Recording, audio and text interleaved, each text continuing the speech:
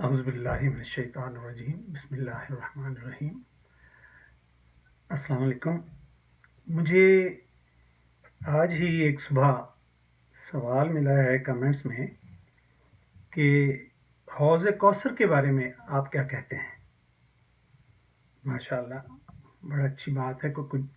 قرآن اور رسول کی اور حدیث کی روشنی میں کسی کو ذہن میں کچھ سوال ہے تو وہ مجھ سے کرتا ہے،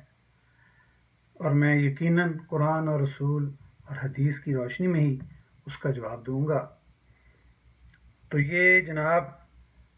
صحیح بخاری میں صفحہ نمبر ہے 6579، جہاں پہ رسول پاک صلی اللہ علیہ وسلم فرماتے ہیں کہ حوض کوثر کی جو لمبائی ہے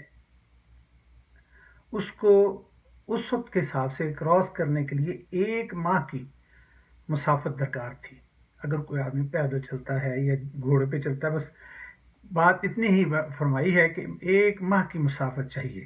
اس کو کراس کرنے کے لیے، اتنا وہ بڑا حوض ہے اور کراس کرنے کے لیے،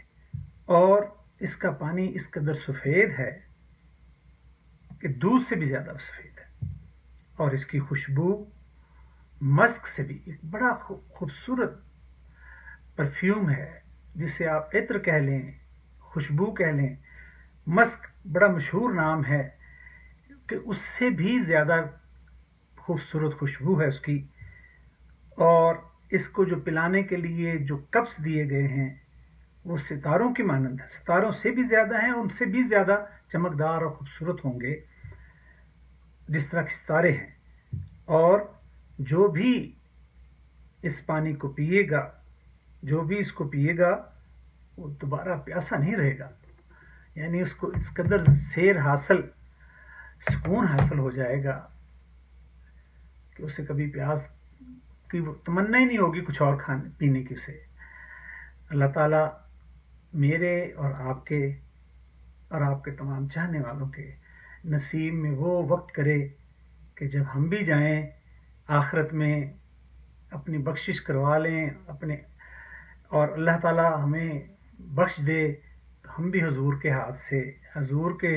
اس حوض کوثر پہ ان کے ساتھ، ان کے روبرو وہ حوض کوثر پینا نصیب ہمیں بھی ہو اور آپ کو بھی ہو، اور اللہ تعالیٰ ہم سب کے نصیب میں کرے۔ وما علینا الا البلاغ۔ انشاءاللہ کسی اور اچھے سوال کے ساتھ، جواب کے ساتھ، اور کسی اور مسئلے کے ساتھ قرآن حدیث کی روشنی میں انشاءاللہ پھر حاضر ہوں گا۔